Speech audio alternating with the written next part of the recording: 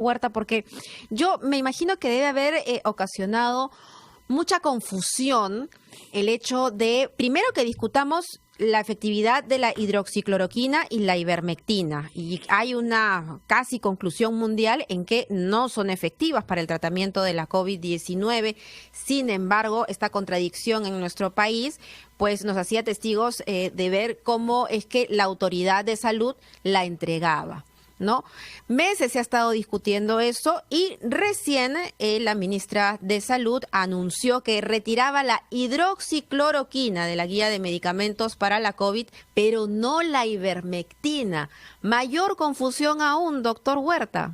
Uh-huh. Así es, Mabel, y para poner el contexto, porque esto es importante, estamos en pandemia. En pandemia se puede aceptar, y aquí en Estados Unidos, por ejemplo, la FDA, Mabel, acepta de que se usen cierto tipo de medicamentos que hayan mostrado algún tipo de indicio en lo que se llama uso compasivo, o también se le llama su uso de emergencia.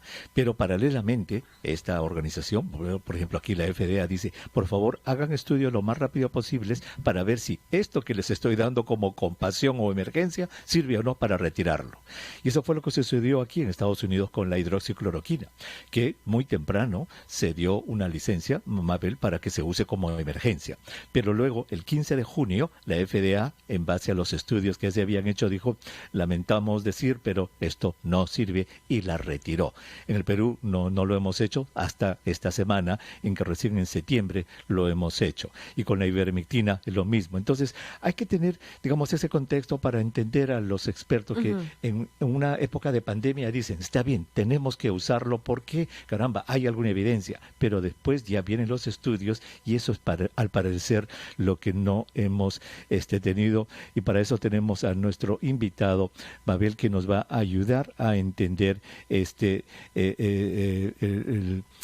problema, que es el doctor, tengo el nombre aquí, Edward Mesones. Sí, Edward Mesones Holguín, médico epidemiólogo y también investigador, a quien le damos la bienvenida, doctor Mesones. Doctor Mesones, buenos días, disculpen, se me pasó su nombre. Sí, doctor, ¿cómo está? Buenos días.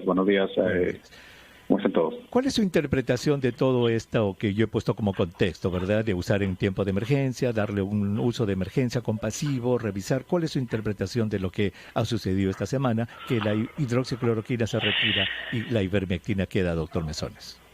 Sí, buenos días. Yo creo que es importante lo que usted ha mencionado en torno a que nos encontramos en una epidemia. Y en realidad en una pandemia. Entonces, en ese contexto, los gobiernos tienen la potestad, de cierto modo, a través de sus agencias reguladoras, de establecer la utilización de ciertos medicamentos como urgencia, como uso compasivo, a espera de la generación de nueva evidencia científica.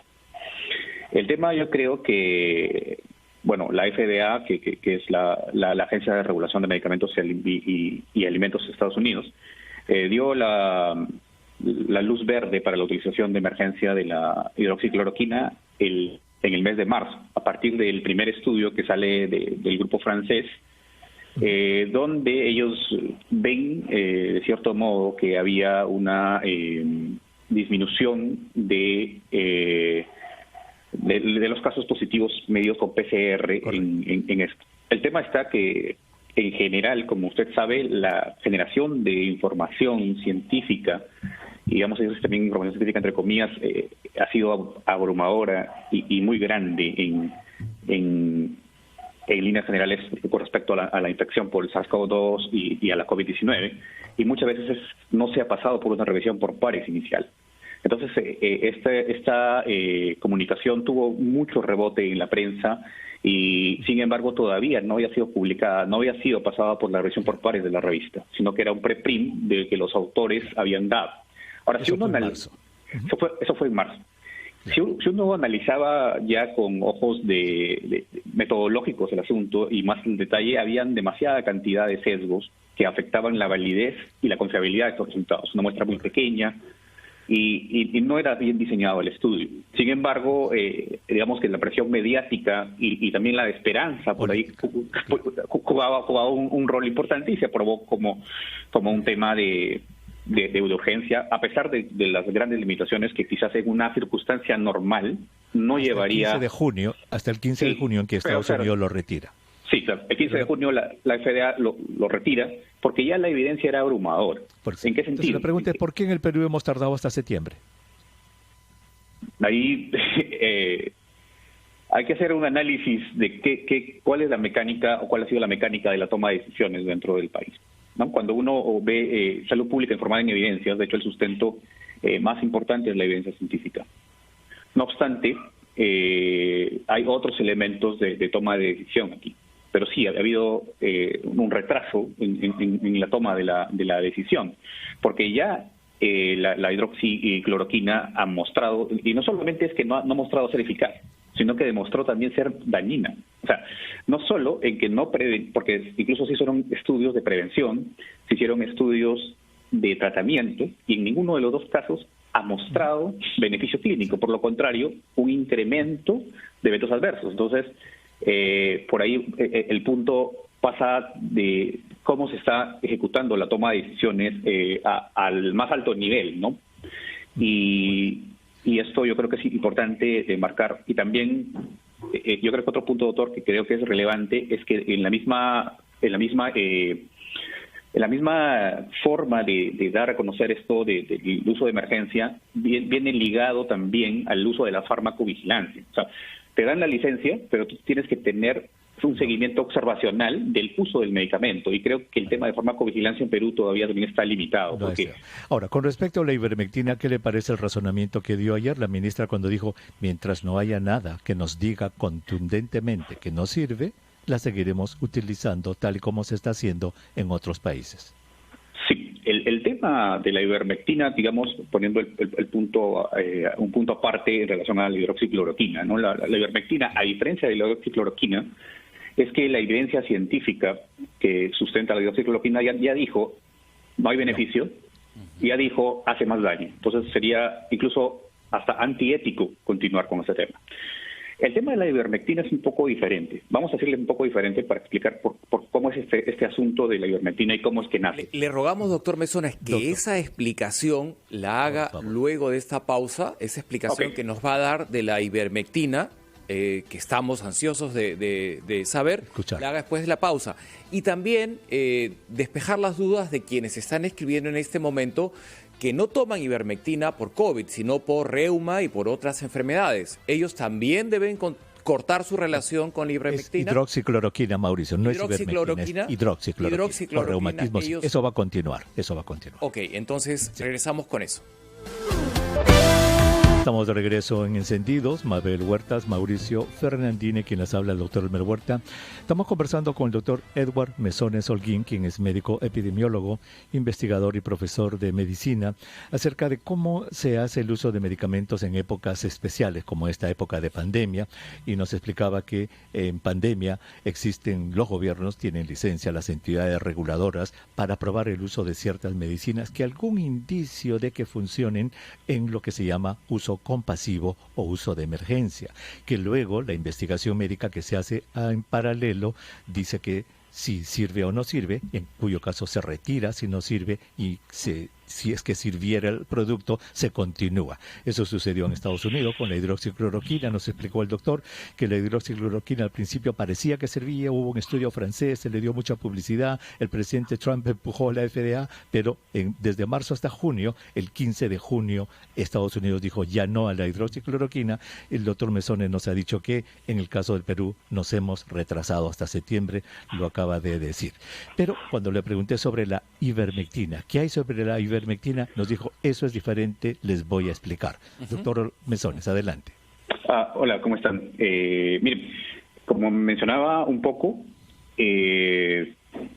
primero, el tema, para cerrarlo de la hidroxicloroquina, por la pregunta que ha venido desde el público, los estudios son sobre la COVID-19, sobre la infección, sobre el SARS-CoV-2, no sobre el lupus, no sobre artritis reumatoide, que eso ya tiene sus estudios y que ya se utiliza, o malaria, que se puede usar la cloroquina, ¿no?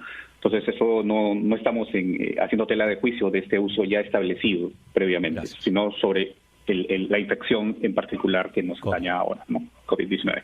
Sí, en cuanto a la ivermectina, nuevamente también pasó algo similar a la hidroxicloroquina en sus inicios, porque un grupo australiano desarrolla un estudio in vitro, ¿no? Cuando uno va a pedir la licencia de un medicamento para la utilización en humanos, primero hay estudios preclínicos que pueden ser in vitro y luego in vivo, in vitro en laboratorio, y in vivo ensayo, por decir. Claro, sí, en líneas celulares, y in vivo ya en animales, y luego recién vienen los estudios en humanos. Entonces, este estudio in vitro lo que demostró, entre comillas, fue que la ivermectina disminuía o inhibía la replicación viral a las 48 horas. El gran problema que tenía este estudio, pero que no se vio en su momento o no se quiso decir, sino que simplemente en las noticias se esparció diciendo, hay inhibición a las 48 horas del virus, y todo el mundo empezó a querer usarla, era de que la dosis que se requería para trabajar para poder producir la inhibición de la replicación viral era cercana a 10 veces la dosis máxima establecida en humanos. Uso humano. En uso humano. Entonces necesitábamos una dosis demasiado alta para producir este efecto. Sin embargo, se empezó a utilizar, FDA propiamente no tiene una licencia de emergencia para uso de ivermectina. Sin embargo, han habido reportes previos a SARS-CoV-2 con otros virus donde la ivermectina habría mostrado, digo habría porque queda mucho en tela de juicio el diseño y la metodología aplicada de este asunto. Y luego sale otro artículo bastante grande que también no llega a publicarse, el de los australianos sí se publica, pero que queda en un preprint, que es del mismo grupo de autores que hizo el estudio grande de la hidroxicloroquina, que salió en New England.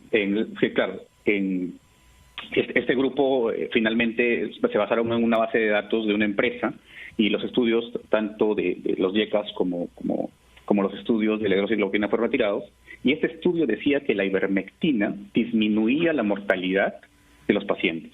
Y era una disminución brutal, porque era 89% más o menos, si no recuerdo con exactitud, frente a 8%. Pero luego este estudio fue retirado porque probablemente habría fraude. ¿Qué es fraude? Había invención de datos. Pero sin embargo, esto sirvió de base para que la ivermectina se empiece a utilizar por todo lado. E incluso se utilice la ivermectina, si uno ve un poco más allá de Lima, yo estoy en Piura ahora mismo, ha habido una utilización política de la ivermectina, e incluso como preventivo, e incluso alcaldes dando ivermectina veterinaria. Así es. Mezclándola con leche. O sea, y de ahí para adelante no tenemos estudios de ensayos clínicos aleatorizados sobre la ivermectina. No obstante, ha salido uno, doctor, que no salió publicado, sino que apenas sale ya cuando uno hace el registro en Clinical Trials, en el registro de ensayos de Estados Unidos, te salen los resultados. Y en base a esto, personas ya empezaron a dar a conocer de que la ivermectina disminuía la cantidad de síntomas. Pero en ese punto, doctor Mesones, sí me quisiera detener, porque ya había explicado el doctor Huerta que en Estados Unidos, apenas empieza la pandemia, se comienzan a utilizar ciertas medicinas que más o menos podrían funcionar, pero que a la par se hacen estas investigaciones, y en Estados Unidos lo hace la FDA. Aquí, ¿quién lo hace? ¿Quién ha hecho un estudio de ivermectina? ¿Y por qué tarda tanto en saber los resultados? Sí, lo que ocurre es que llevar a cabo un ensayo clínico, o sea, una experimentación en seres humanos, es todo un trabajo arduo y largo. Y generalmente las entidades que lo desarrollan son entidades académicas, o también son los financiadores o los productores de los medicamentos. La FDA propiamente no desarrolla estudios clínicos, sino que regula el licenciamiento en base a la evidencia científica que se produce de estos ensayos clínicos. En Perú no hay evidencia científica respecto a la ivermectina. Claro. Entonces, ¿cuál es su opinión, doctor Mesones? ¿Debe continuar o no debe continuar? Yo creo que hay que hacer una evaluación y real del asunto. Por el momento habría que priorizar otras intervenciones que sí han mostrado evidencia científica para poder prevenir o manejar la enfermedad. ¿Cuáles? ¿Habría que priorizar? Claro, el gran otras es que no debería o sí debería? No entiendo. Yo creo que ya deberíamos dejar de lado la ivermectina por estos momentos. Me parece haber entendido que hay otras que sí han dado resultados. ¿Cuáles son esas otras que sí han dado resultados? A nivel de prevención, lo que ha mostrado resultados son el tema del aislamiento social, la utilización de las mascarillas ahora, lavado de manos, etcétera, y lo que sí ha mostrado un tema importante y que hay evidencia peruana es el manejo temprano en base a la saturación de oxígeno. Entonces, al tener un oxímetro de pulso, yo puedo establecer si la persona va a requerir manejo con oxigenoterapia. Y conforme sea más temprano el manejo, yo podría tener mejores resultados. Y esto ya hay evidencia primaria peruana, en el Hospital Cayetano Heredia específicamente, y en otros lugares donde se muestra esto. Y también hay evidencia internacional. Ahora, un tema que quisiera aclarar y que es importante es que no hay evidencia en ivermectina de ensayos clínicos aleatorizados, o sea, de los estudios de mejor calidad a nivel primario. Sí hay evidencia de algunos estudios observacionales, pero que cuando uno los analiza, encuentra que hay mucho sesgo, o sea, hay mucho error y que podrían no ser válidos. Entonces, hay que esperar a que esto ocurra y el punto aquí que es crítico y que para analizarlo en un contexto de salud pública hay que ver un poco más allá solamente del estudio, es que la gente y la población en general toma la ivermectina y se crea una falsa sensación de seguridad. Muchas personas, muchos compatriotas creen que al tomar la ivermectina están inmunes, por así decirlo. O sea, ya tomé la ivermectina y esto me protegió, pero son parte de ese gran porcentaje que hace enfermedad leve o que no hace síntomas. Y además, si uno ve las series peruanas, por ejemplo, ha salido una serie en Alta Médica Peruana, en la revista del Colegio Médico, hay un gran porcentaje de personas que ya ingresan con tratamiento, hospitalización, y que dentro de ese tratamiento está ivermectina y otros antibióticos también. Entonces, la ivermectina propiamente no tiene tampoco licencia de emergencia por FDA. O sea, a diferencia de la hidroxicloroquina que lo tuvo. Pues doctor, ha sido suficientemente claro. Muchísimas gracias. Mabel, Mauricio, el doctor Mesones también nos ha dicho de que la ivermectina debería retirarse. Bueno, vamos a esperar porque esto obviamente son disposiciones del Ministerio de Salud en base a los consejos de su grupo de expertos.